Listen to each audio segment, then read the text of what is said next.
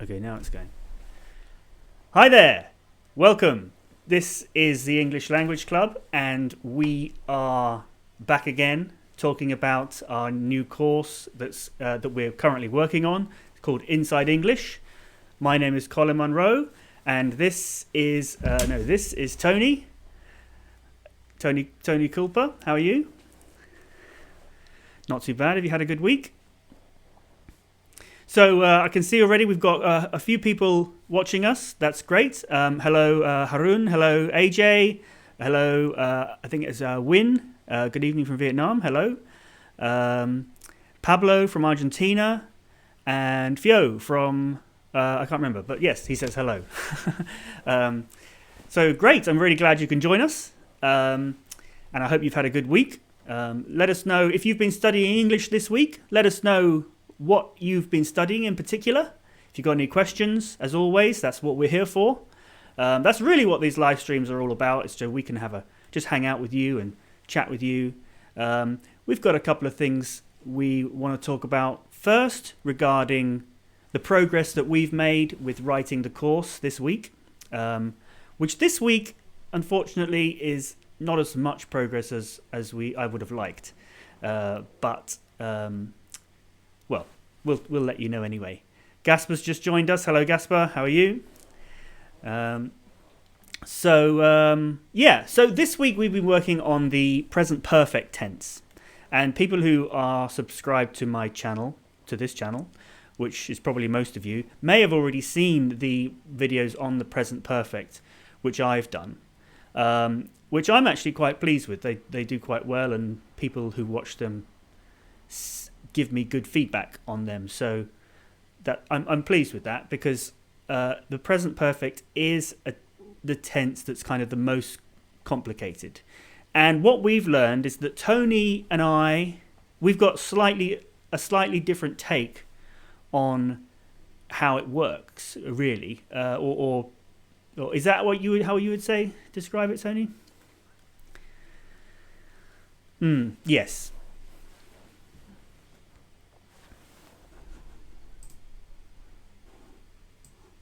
Hold on a second. I don't think we can hear you. Just one sec. I think I know what the problem is, though. Go now? Yeah. Can you hear me? Yeah, now we should be able to hear you.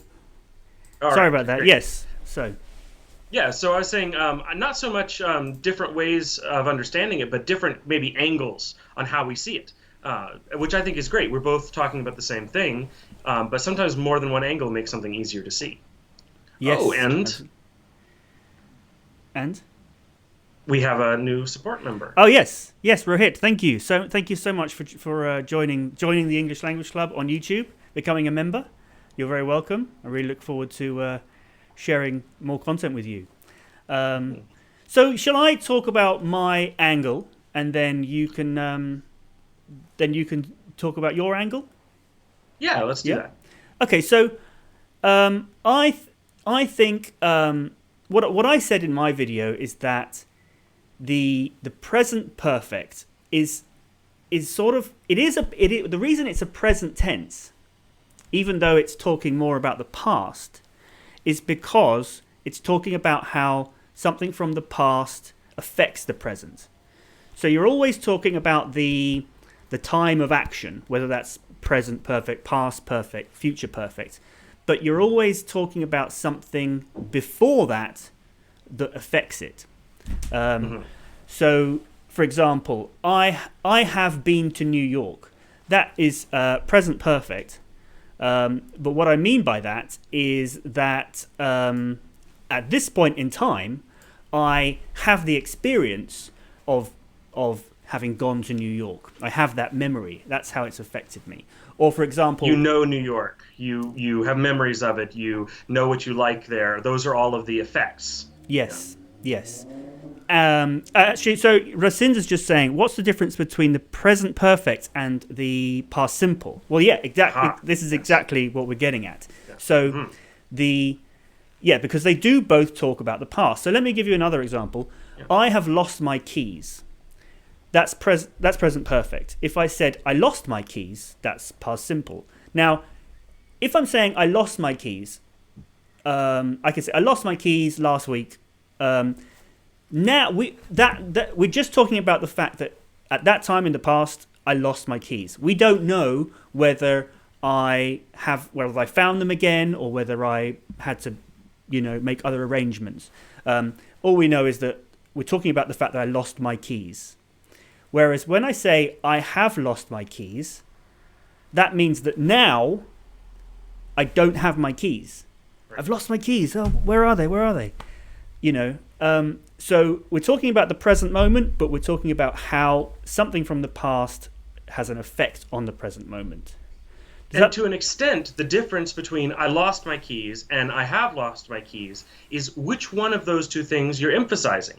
Yes. Are you emphasizing losing your keys, or are you emphasizing the fact that now you don't have your keys? The effect of that. Yes, right? you could say both. Both could be true at any one time. It's right. Just, what are you talking about? Are you talking about the fact that you lost them in the past, or the fact that now you don't have them still?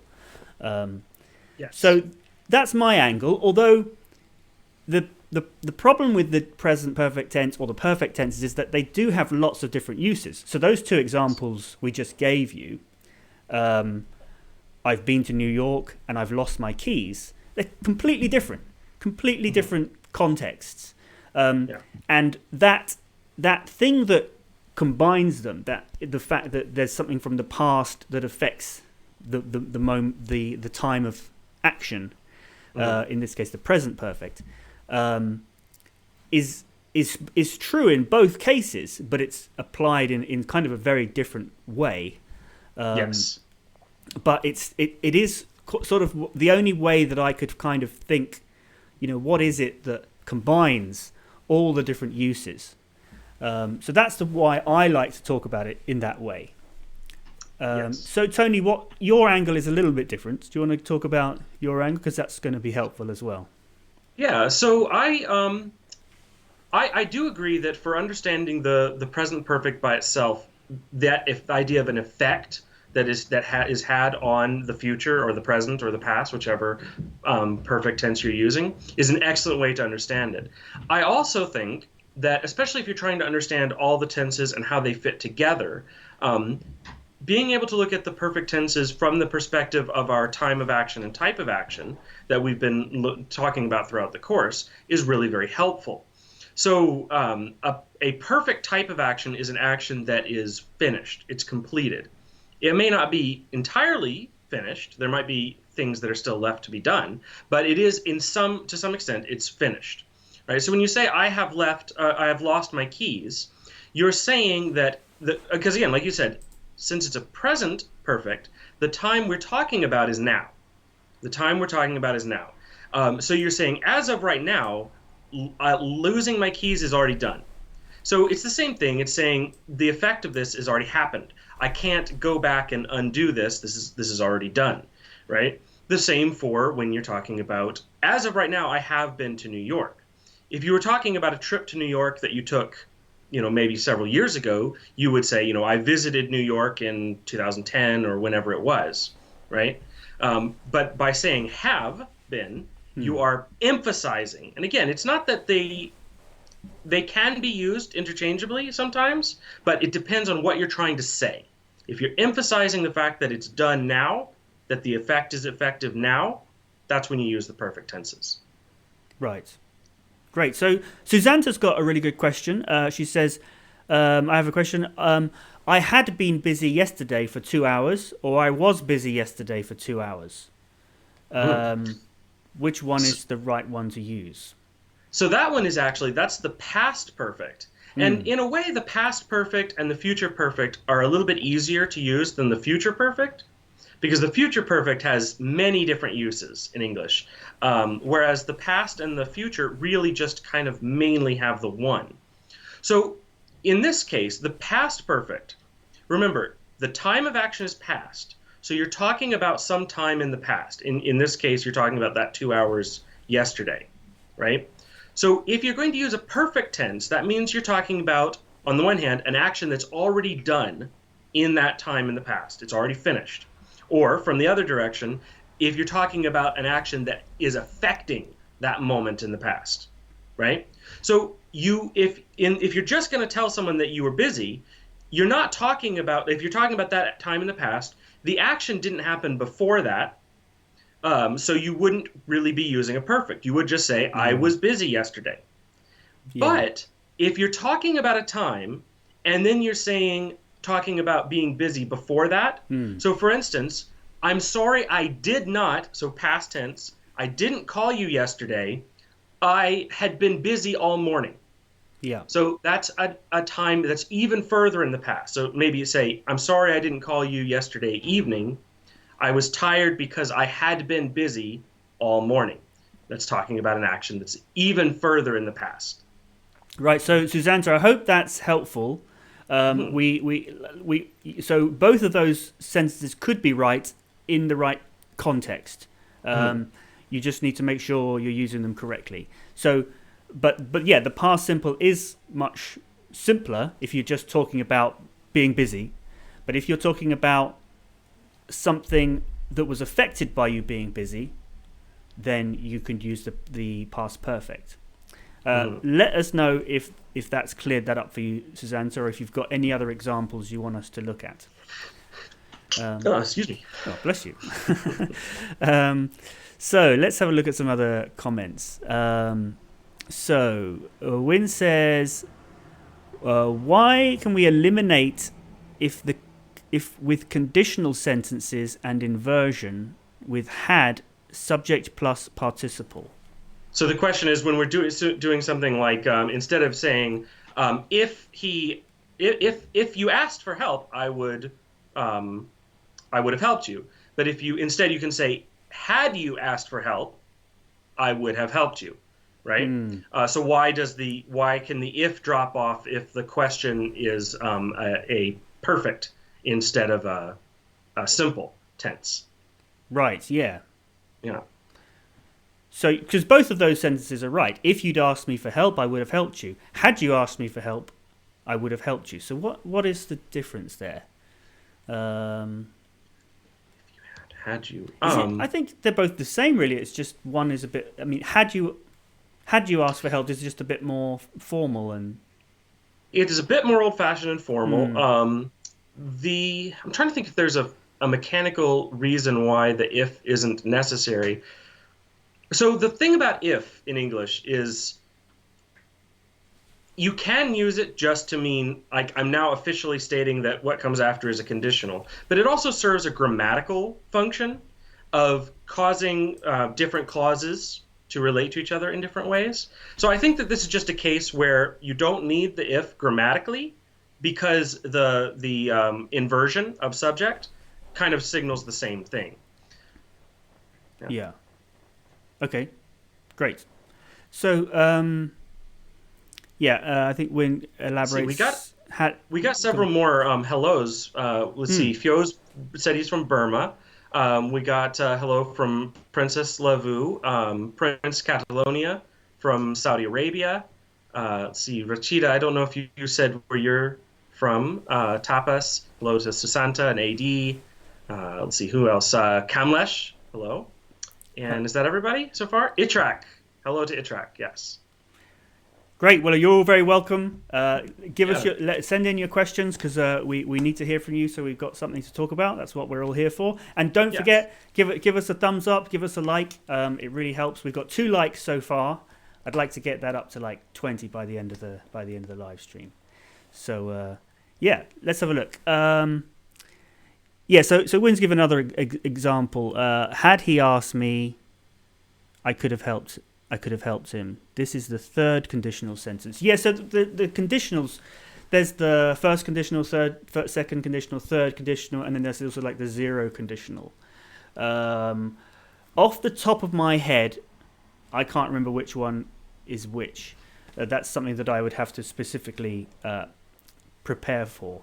Are you familiar with those conditionals? Yeah, but again, I don't, off the top of my head, I don't remember which one that particular one is. Yeah.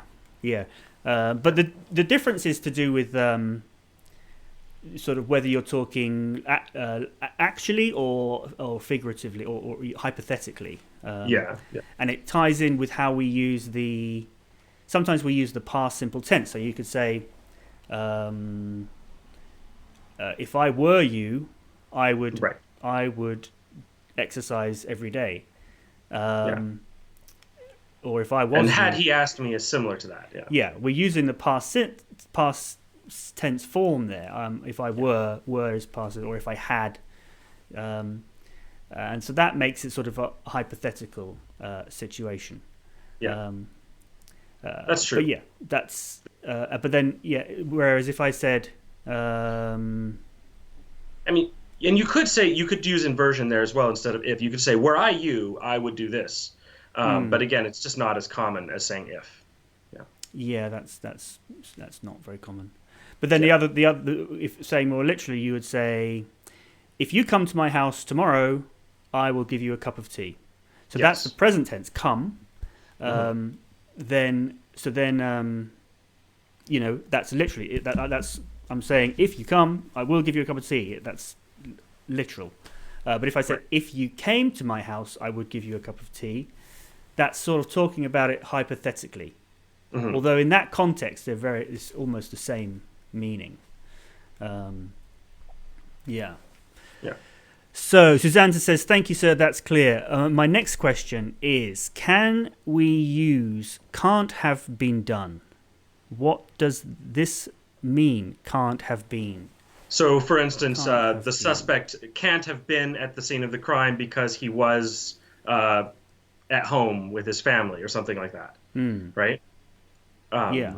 So that's still past. Can't have been. That's present perfect. Present perfect. So this is actually, I really like this one in the context of, say, a criminal investigation. If someone accuses you of something and you say, "Oh, I can't have been there," right? Yeah. I was somewhere else. So you're talking about the present, right? This is actually, I think, a really good example of why the present perfect is a present tense, right? You're using it in the present because you're talking about now. Because now someone's accusing you and you're saying, no, that past action is impossible, right? Because I have an alibi. So the action is in the past, right? The action is in the past, but you're talking about the future and the fact that information in the future makes that past action, you couldn't have done it. And it has an effect on the future, giving you an alibi or whatever. Yeah. Right?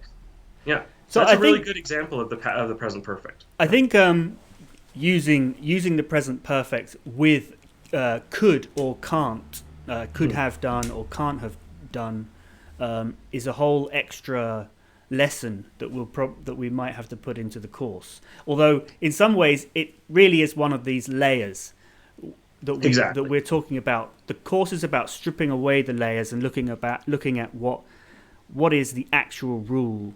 Really, this can't and could is a layer on top, which kind of makes it more complicated. Yeah, and the reason those layers are all really important. But what we really feel that if you strip down the layers and you really understand the core, it's going to make everything else fit together better, and it's going to help you in so many different ways, even in ways that you don't necessarily notice. And it will give you a better foundation for understanding all of those layers and all of the exceptions. Right? Did we talk about usages versus meanings last week? I don't think we did on the live stream. No, I don't think so. But go on. So one of the things that we're doing in this course is we're kind of separating the meaning of a tense from its different usages. So the meaning of the tense is kind of grammatically and chronologically what it means. Like just the kind of face value. When you use the past simple, you're talking about some event in the past, right? But in addition, like we were pointing out, sometimes we use the past simple as an if, as a conditional statement, right? That is an exception. That's not a it's actually technically it's not a past simple. It's a conditional or subjunctive, but it looks like it is, and so that's what we call a usage. When you use a tense to mean something other than its meaning, right? Some of them have a lot. For instance, you can use the present continuous to talk about the future. You can say, we are finishing this live stream in maybe half an hour. You can use the present simple to talk about the future as well. You could say, the train comes at 6 o'clock. Exactly, right? So these are all different usages. And those are important. They're especially important, I think, to understanding how people speak in everyday speak because we use these usages quite a bit.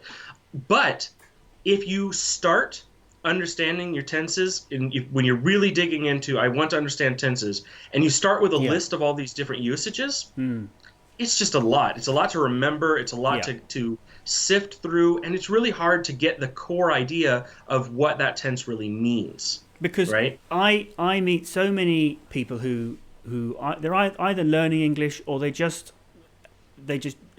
maybe they live here in the UK and English is not their first language, and they all say to me, "I really, tense is a thing. It's a big thing that they don't feel they understand properly." So that's why I feel like the purpose of Inside English is going to be to strip away the layers and look at what's underneath. It's not to say that these layers aren't important. You do need to learn them, but as you just said, Tony, if you really want to understand the tense, which is what I think most people really want to do and need to do, you need to sort of strip away and start from the bottom, start from what's the bare bones, what's inside English. That's why we called it that. Exactly. And we are going to be we're kind of going to be going over each tense in two passes. Yes. Once where we're going to be focusing on the core meanings, and once where we are going to talk about the different usages. Yeah. So we got because there's like the main use. Each tense has a kind of main use, and that sort of talks about its meaning. But then there's all the other ways that it's used as well. So we have thought about also making. I mean, there's enough content to make a Inside English 2, which we may do at some point, where we then go into lots more of the different layers. But great questions. Let's have a look.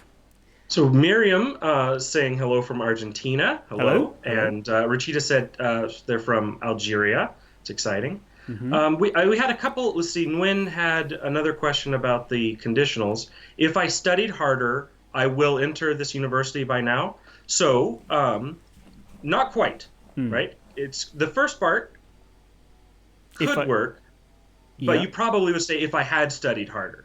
Well, it depends. Yes, because this is past. We're talking about in the past. So if you're saying the situation is you didn't get into the university, and you're saying, or not by yet, if I had studied harder, I would have got into the university. If I had studied harder, I would have gotten into university by now. Yes. Yeah. So. Yeah, those would both be perfect. Or you might say, if I'd studied harder, I would have passed the exam. Yes. See, that's another thing. Enter university is not something that's commonly said in at least North American English. I don't think in the UK as well. So you could say accepted. To say enter the university just means you walk into the building.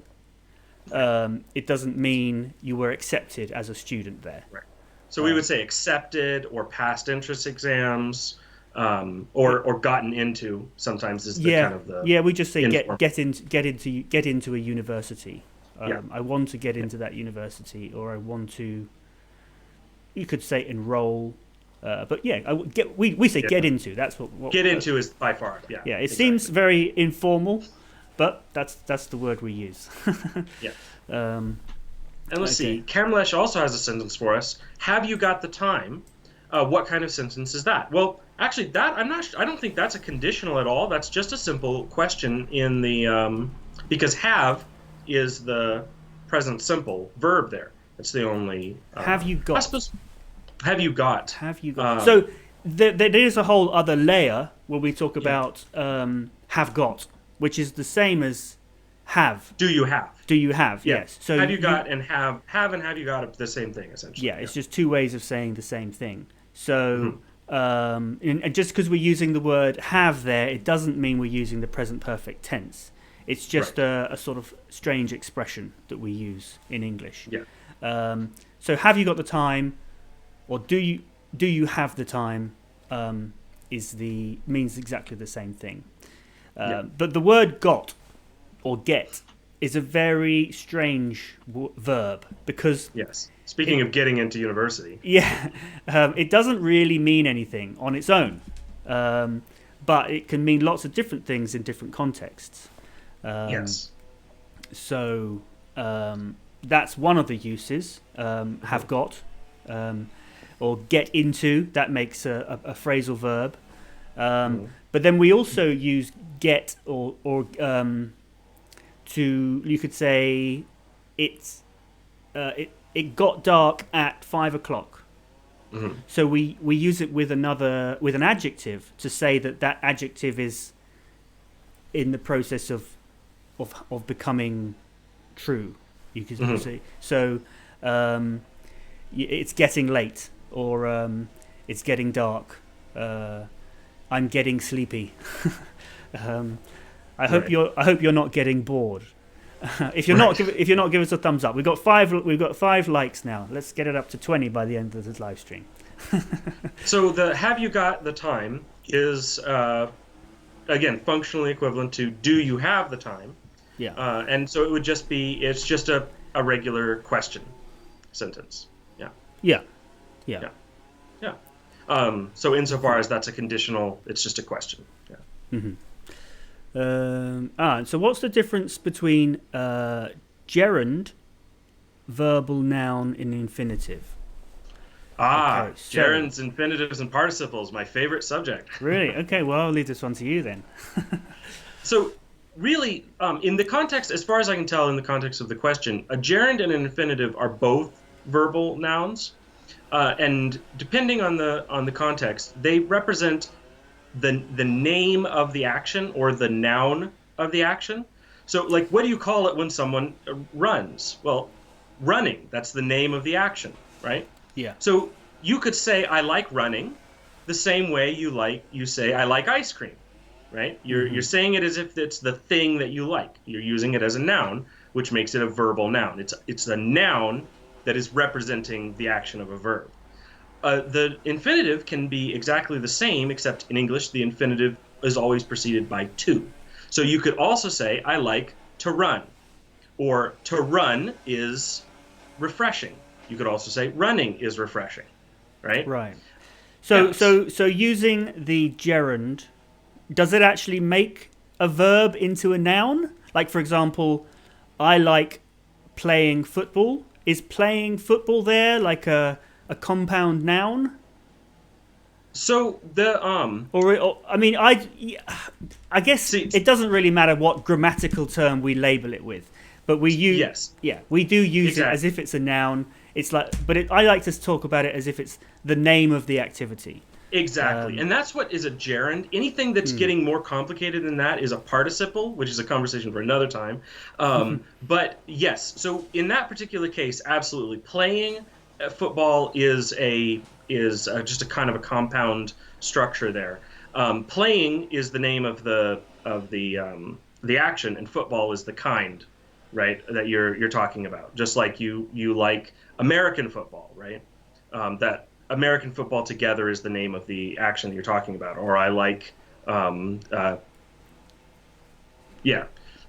Great. So you also use these to extend some verbs, which usually we're more likely using the infinitive for that, but you can often use the gerund as well. Yeah. So can we make any verb into or function as a noun by using the gerund form?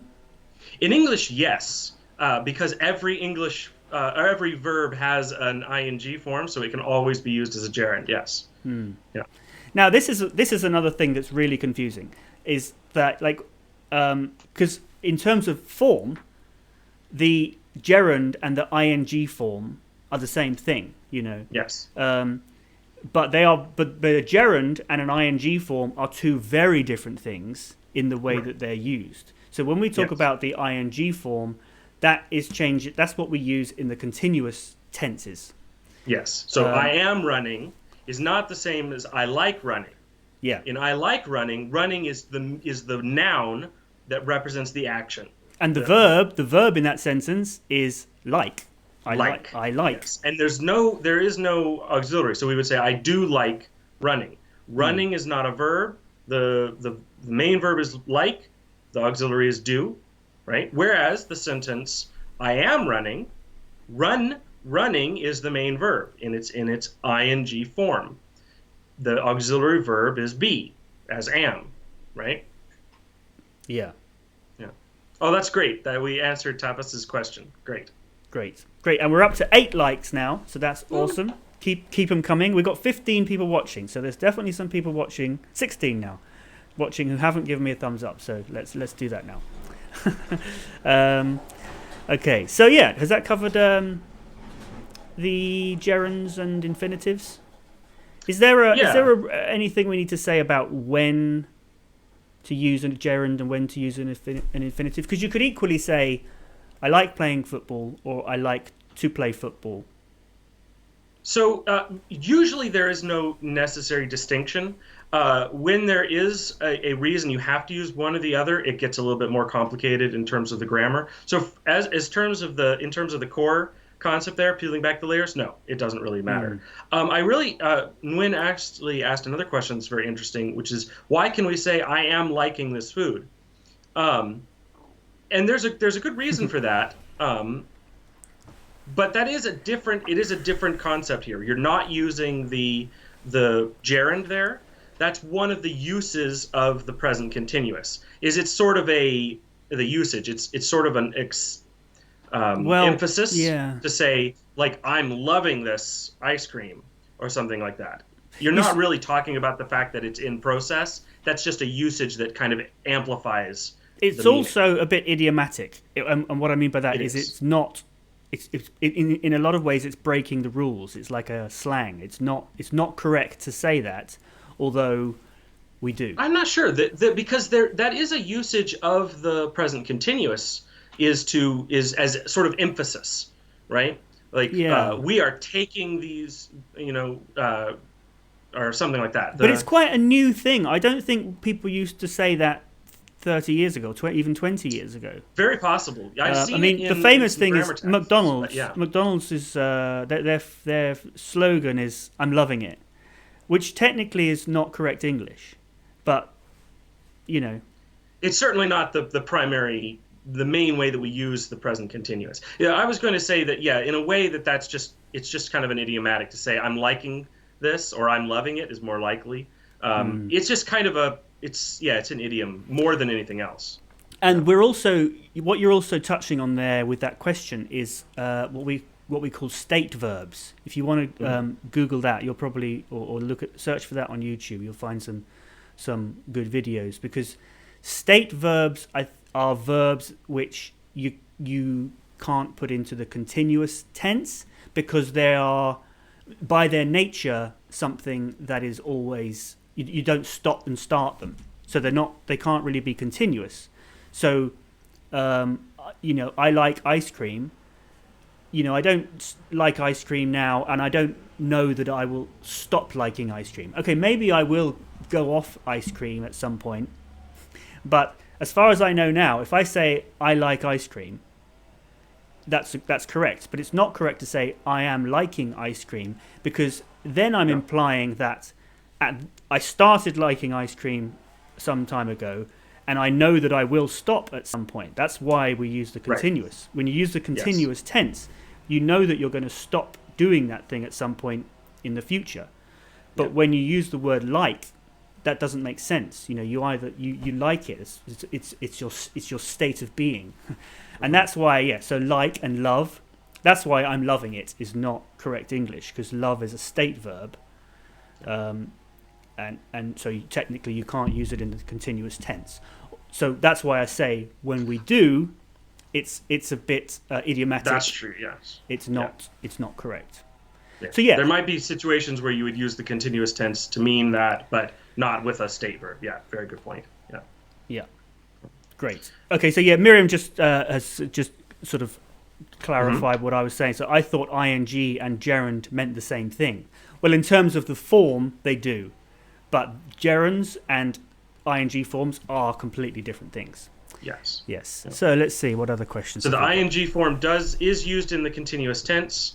There, it's the technical term is the present participle, which is a verb, and a gerund is when you use that same form, the ing form, as a noun, not as a verb. Then it's a gerund, right? So remember with the comments, I'm just reading through some of the comments and I'm struggling to understand. Remember that we have a sort of 15-second delay from when we say something to when you hear it. And then by the time you comment on something, we might be talking about something else. So make sure you're clear on what you're asking about. There's a question here. Where is it? Rashida. What are the keywords? Can they help me use it? So I don't know what you're talking about there, unfortunately. But yeah, if you Rashida asked earlier. Let's see how and when to use it. The difference between present perfect and simple past, which we've been talking about quite a bit. When to use present perfect and when to use the simple past. Right? Okay, so Rashida, if you're still there, let us know if we've answered your question properly, and if not, ask again with some more, maybe some examples or something. We can definitely talk about that further. Yeah. Okay.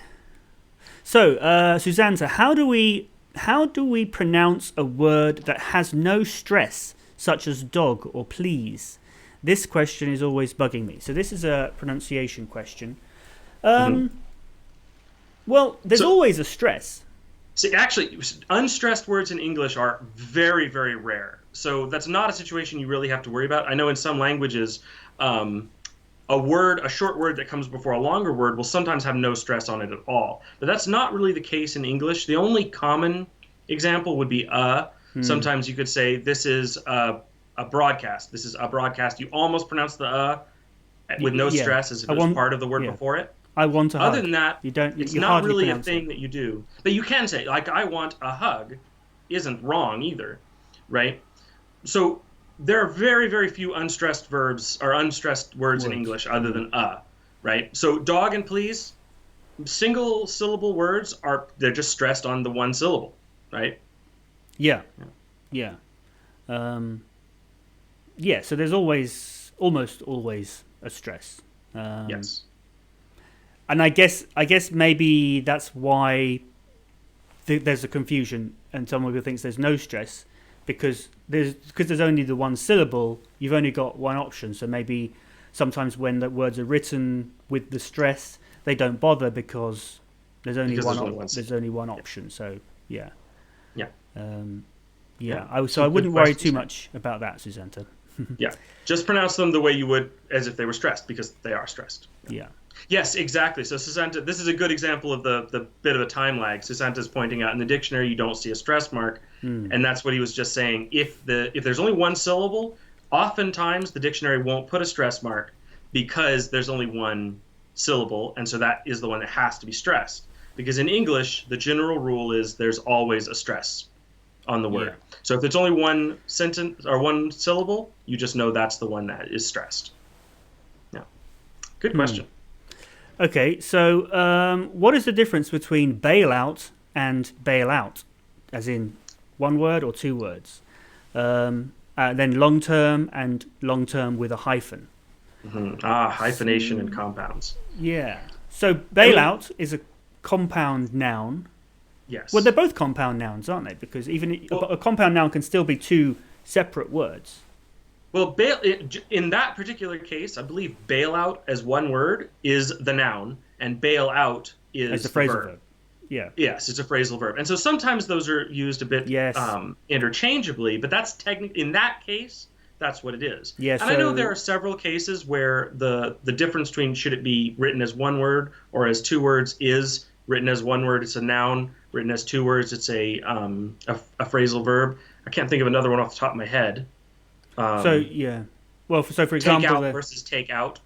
Yeah. So for example, there you could say, the government bailed out the banks. That's a phrasal verb. The banks being the subject. The banks bailed out. Sorry, the government bailed out the banks. Yes. But then you could say, so that's a phrasal verb. and then as a noun, you could say the banks received a bailout. That would be a noun form of those words. Is that still true with long term and long term with hyphenation? I don't think so. That's different. That's a different situation, isn't it? So the general rule for hyphenation, there are some words that are required just by their spelling to have a hyphenation. Not a ton, but the general word with the inside English, kind of peeling back the layers answer to when to use a hyphen. Use a hyphen when it would not be clear otherwise. If you're not sure if you're talking about whether, for instance, the word long goes with the word after it or the word before it, then you use a hyphen. That's the general rule. Yeah. Some phrases, just if you look them up in the dictionary, they'll have a hyphen in them. Otherwise, the hyphen is optional for when you need it. Yeah, it's difficult to think of an example off the top of my head, but if you've got a situation where you've got three words together and the middle one could form a compound adjective or a compound noun or adjective with either the one before or after, and you want to clarify which one it is, then you use a hyphen. Is that what you're saying, Tony? And maybe get over stressed. So get over is a phrasal verb.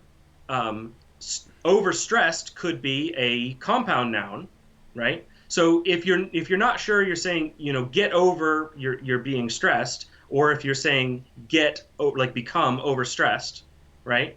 Then you could put a hyphen. If you're trying to say no, I want you to become overstressed, or I'm talking about getting overstressed, then you might put overstressed with a hyphen between it.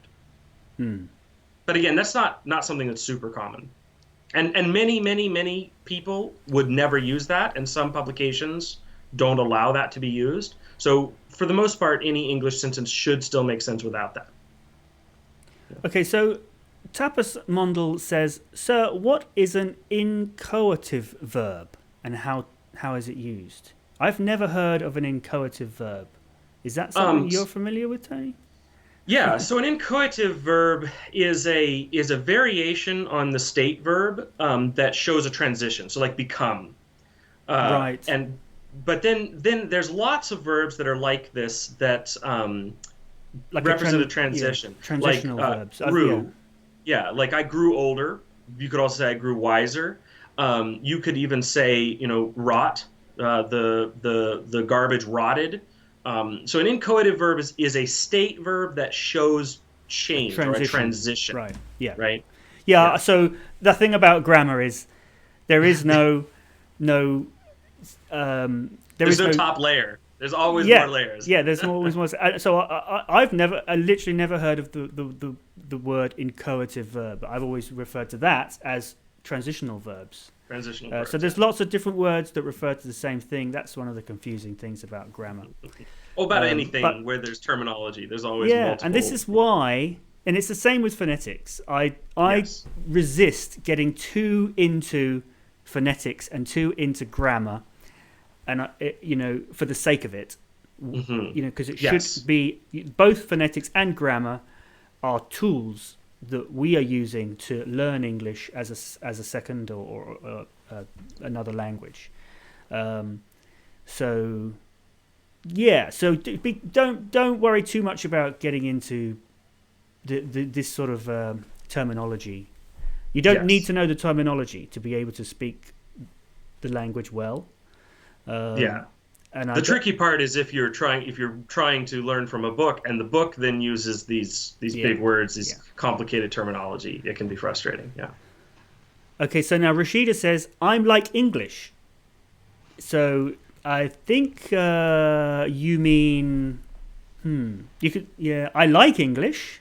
Yes. Or as we talked about before, it's not quite right, but you could say I'm liking English, but you can never say I am. Well, no, you can say I am like English, but that would mean you are saying that you're similar to it. You could say I'm like Tony, but I don't have a beard.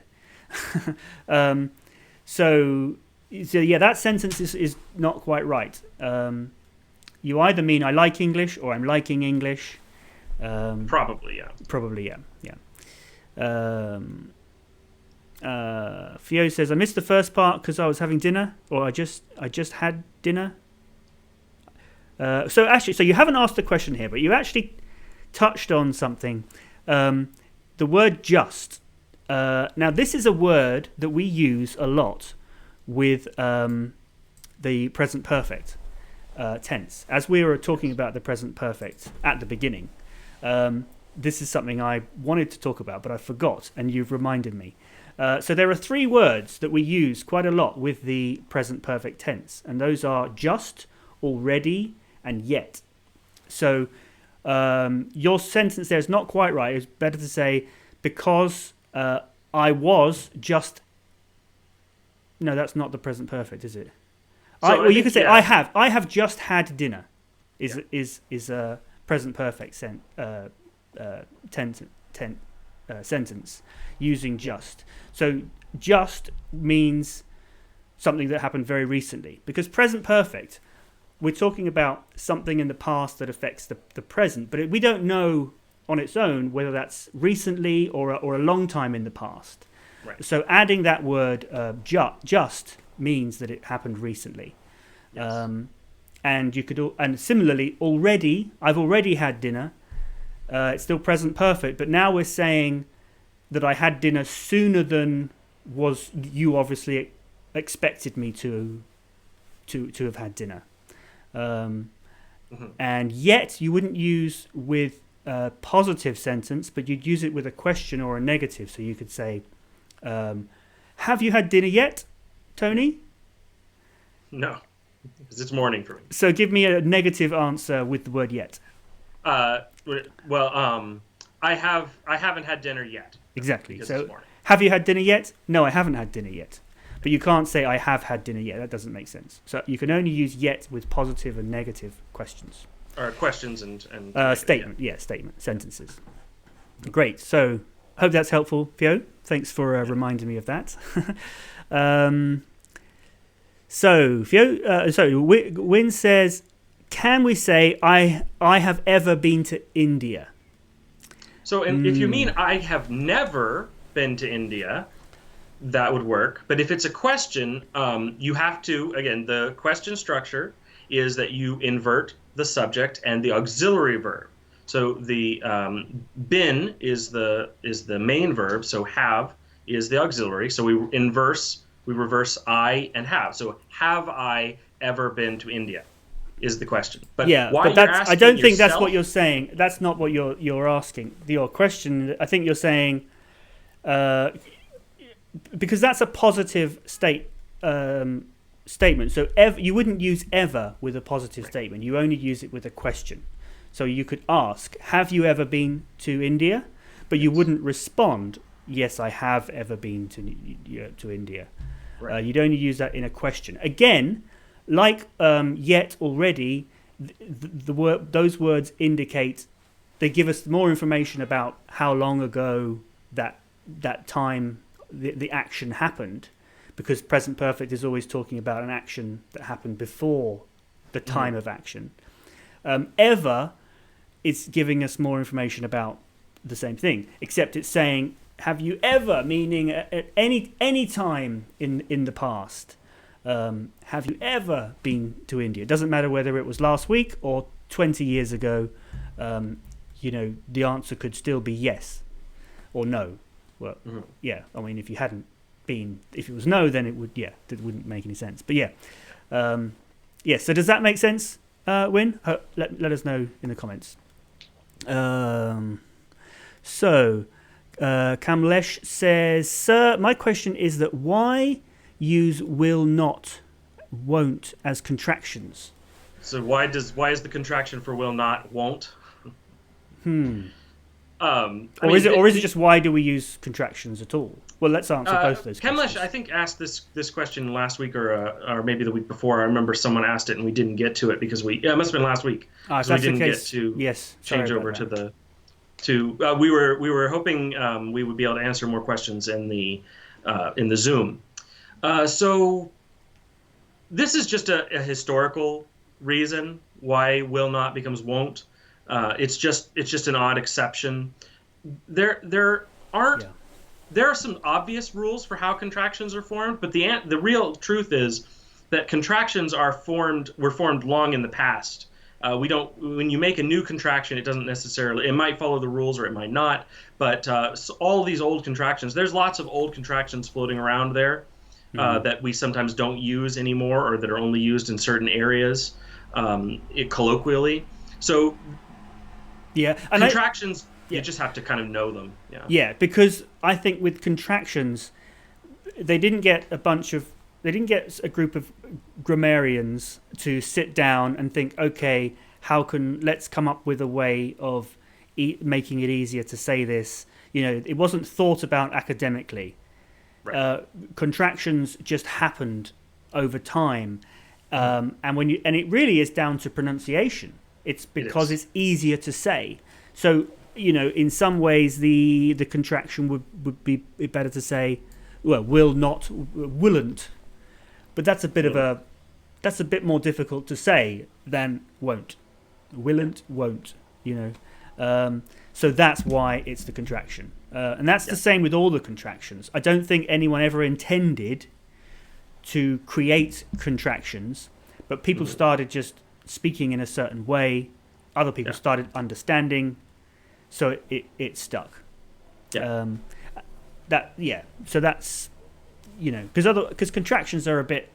I think it's only English really that has contractions. Do we have contraction in any other language? We don't. There in are. Spanish. I know there were contractions in ancient languages, so I'm guessing that there still are today. Oftentimes, contractions are a bit of an informal thing. Up until relatively recently in English history, English contractions were never taught, and if you learned them in school, you only learned "do not use them."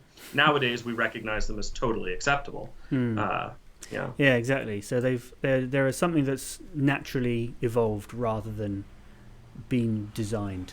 The reason that contractions are such a big deal in English is because we have so many auxiliary verbs and pronouns. Many languages you don't really need the pronouns, or they're kind of tacked on the beginning of a word.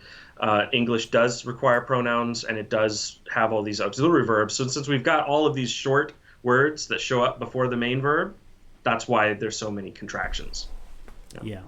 Now, Wynn's touching on conditionals again. He says, can we have a mixed conditional sentences? Can you please give some examples?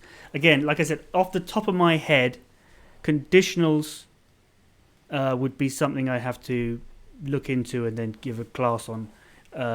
It's not something I can think of off the top of my head, but can you think of something, a mixed conditional? I mean, a really simple example is like, if I were you, I wouldn't do that. I mean, would and were are slightly different conditionals, and so, but then you've got using it in two separate clauses, exactly, within the same sentence, right? Yeah. That's. I mean, again, I think if we were going to talk about conditionals, I would want to come up with some examples ahead of time. Yes.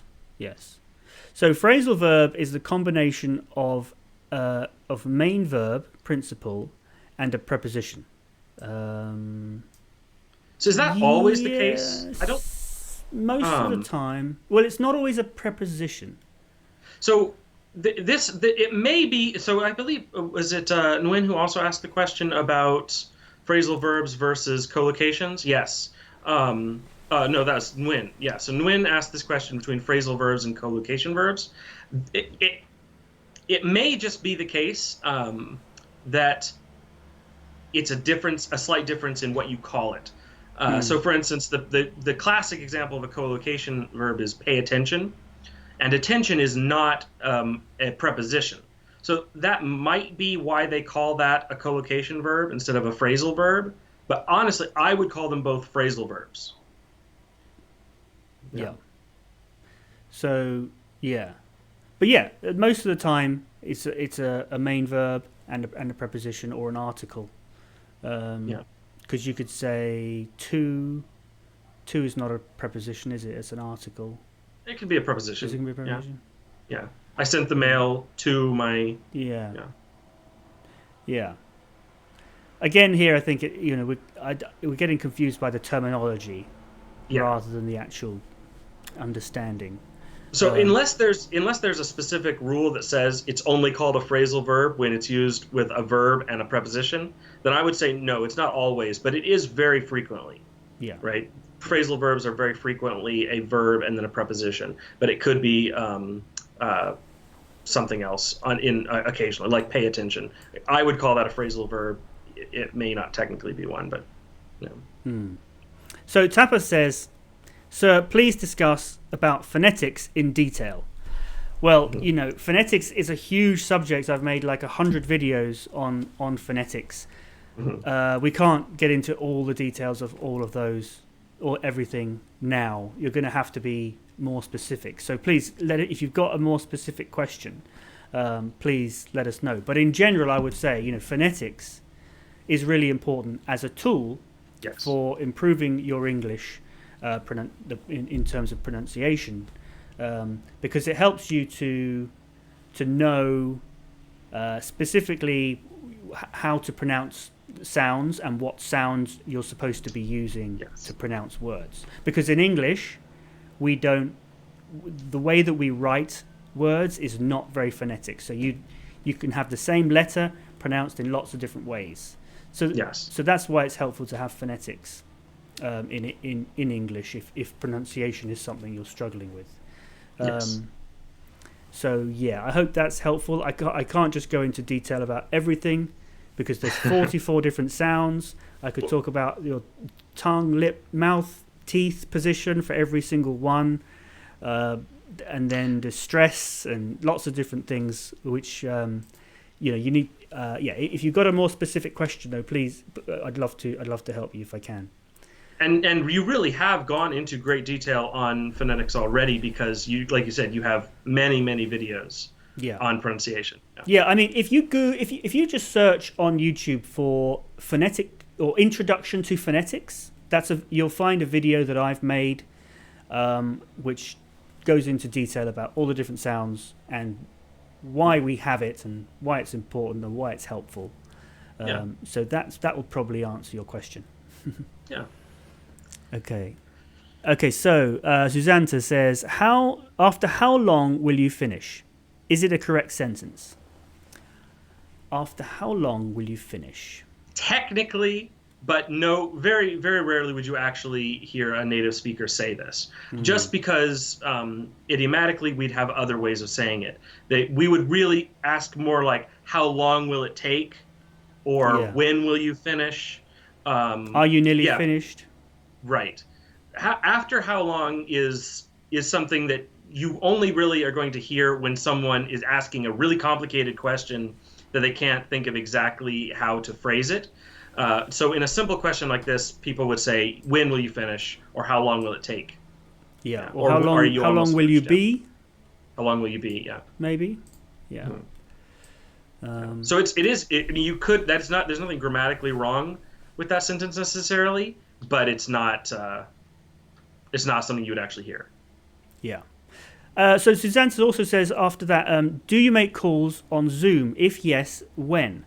Well, yeah. So last week we tried an experiment. What we did was we started after the live stream on YouTube. We did a Zoom call, and I put the link on my website, and I talked about it in the Zoom call, and it was great. We had a really great time, but we only had 2 people come, so it was great for us. We had a great time. Gaspar and Israel came. Yeah. So yeah, Gaspar was here again today, and yes, so we do want to do more of that. We're not going to do one today, and I really want to focus on getting this course written and finished and published. And then once we've done that, we're going to look into doing some more of that. Maybe it combined with live streaming on YouTube as well at the same time. Yeah. Maybe as a separate thing, or a combination of both. So yes, definitely. If you want to stay in touch, go to the website and join the mailing list. And at some point, I haven't sent an email for a long time to the mailing list, but when the course is ready and the website's updated and we're looking to start doing more things like Zoom conferences, then I will start sending emails to let people know. So make sure you're on the mailing list if you want to find out about when we're going to start doing that. It would be great to see you. Yes, So, it would be very nice. Yeah.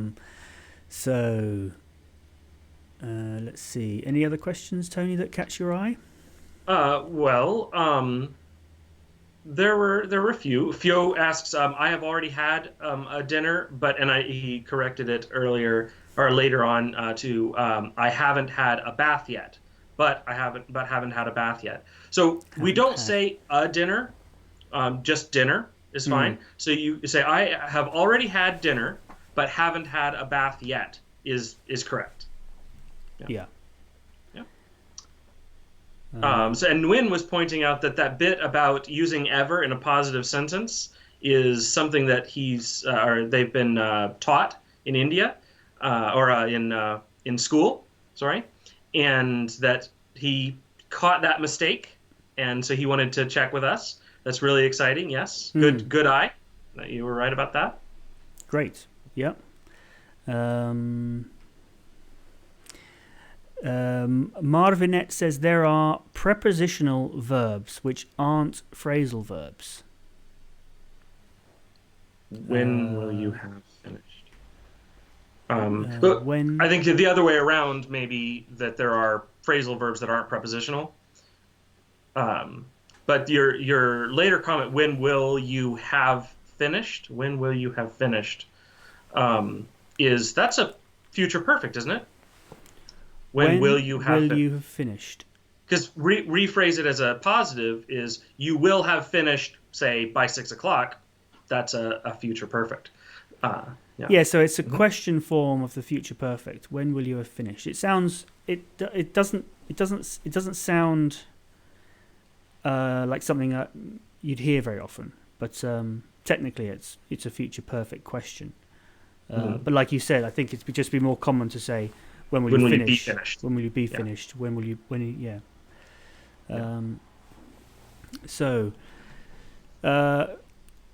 Some words. Wynne says some words need using in active status, like it satisfies me and I'm satisfied with. How can I realize them? I've got confused a lot. So passive versus active voice. This is actually something we are going to be talking about in the course. So maybe when we're getting into writing that, one of our, like today we talked about perfects, one of our live streams will probably be talking about the passive voice. It confuses a lot of people, specifically because some verbs are almost always only in the active or almost always only in the passive. Honestly, I would say that this is something that might actually be easier in English than in some of the other languages I've studied, because that doesn't happen as often in English. You can usually choose. But we'll definitely want to be talking about that in one of our later live streams. Yeah. So, but generally speaking, though, when we talk in active voice, then the subject is the person performing the verb. So, I like Tony, So I am the subject, Tony is the object.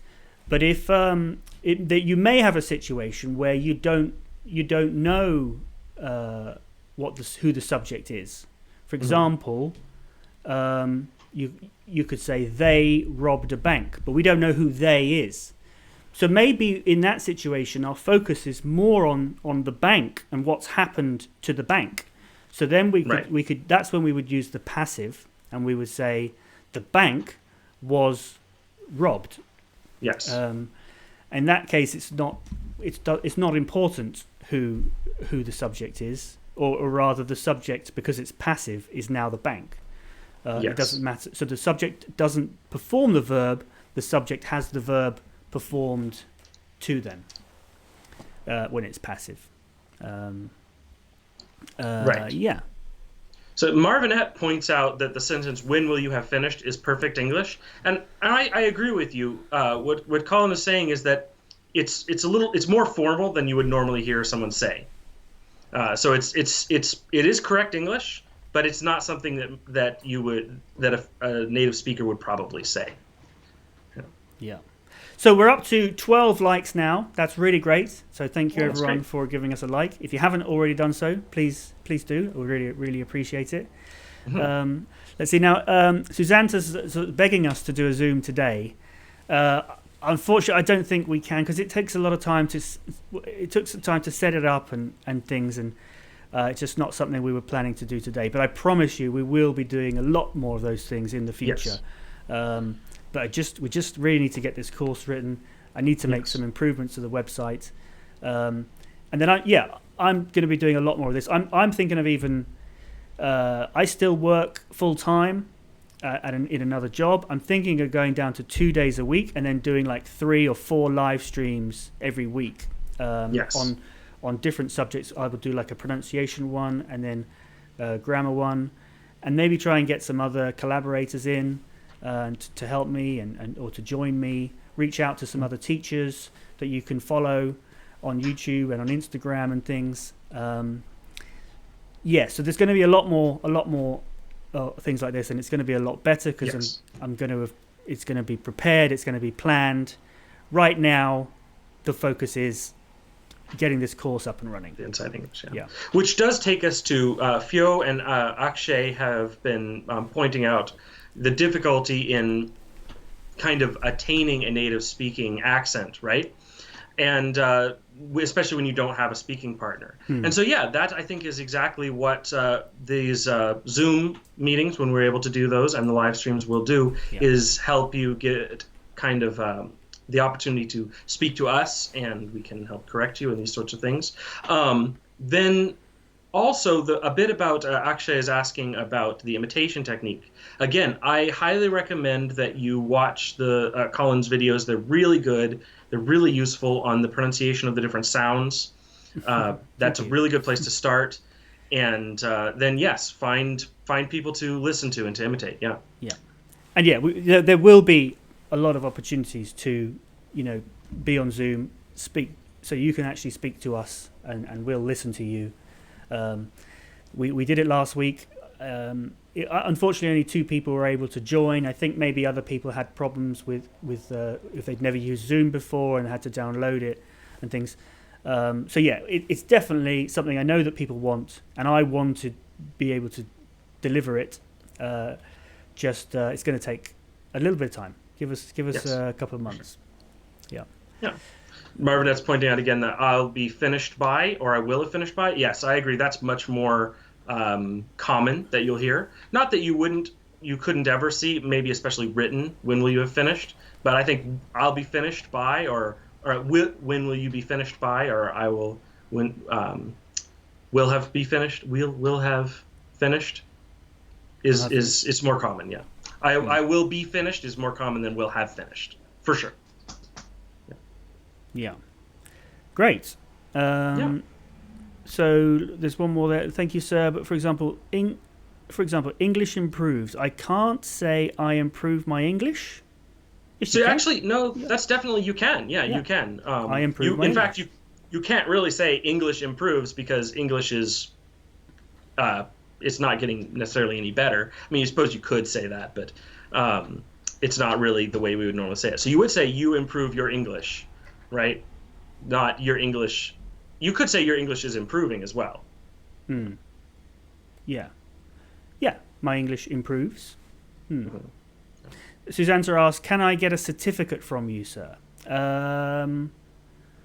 Well, I think, I'm not sort of the English Language Club is not kind of accredited by any organisation, but that's not to say that we can't give some kind of a certificate. But it would have to be a certificate to say you've done something. So maybe with the course, I think the software that we're using to deliver the course on the website does have something in there to generate certificates that you can print out.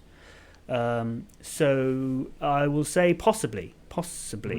Yeah. So I mean, the course that we're writing, this it is like an online test, like you asked, Susanna. There's videos, and then each video lesson has a test or a quiz after it, and then once you get to the end, I think we can say if you've got a certain mark, you've passed, and you get you get a certificate. So that we haven't got to the stage of designing that bit of it yet, that part of it yet, but I hope we can do something like that. I think we can. Yep. Yeah. I mean, if we can, we will. What I mean is, I hope we are able to. So we're definitely going to look into that. So yeah. Great. What you can get though from me now is some mugs. I've designed some mugs. There's 3 of them that are available. In fact, if you look below this video where you're watching, you might see them. There's one about prepositions, which I think is quite funny, even if it's slightly rude. I hope it's not offensive to you. And there's another one which you'll only understand if you know about phonetics. So yeah, they're both kind of trying to be funny. On one side, they've got the thing about phonetics or prepositions, and on the other side is the English Language Club logo. And there's another one with my face on it that was just to celebrate hitting 100,000 subscribers. So if you are interested in getting a mug to remind you to practice English, that would be great. Yeah. So, shall we call it a day there? I think so. Yeah. Again, Susanta, the course, we're still working on it. If you go to the englishlanguageclub.co.uk and sign up for the mailing list, then you will for sure get an email when the course goes live. Or we'll also be announcing it in the live stream, I'm sure. Yeah. Yeah. Yeah. And thanks, Tapas. You stay safe as well. Oh, but I think he's reminding everyone to click the like button. That too. Everyone click the like button. We're up to 13 now, which is great. I was hoping to get to 20, but never mind. Maybe next time. Okay. Well, I hope you've all enjoyed this, and I look forward to talking to you again next week. And I look forward to doing this a lot more often in a few weeks' time, once we've got the Inside English course written and published and available to be done. Yeah. Okay. Have a great week.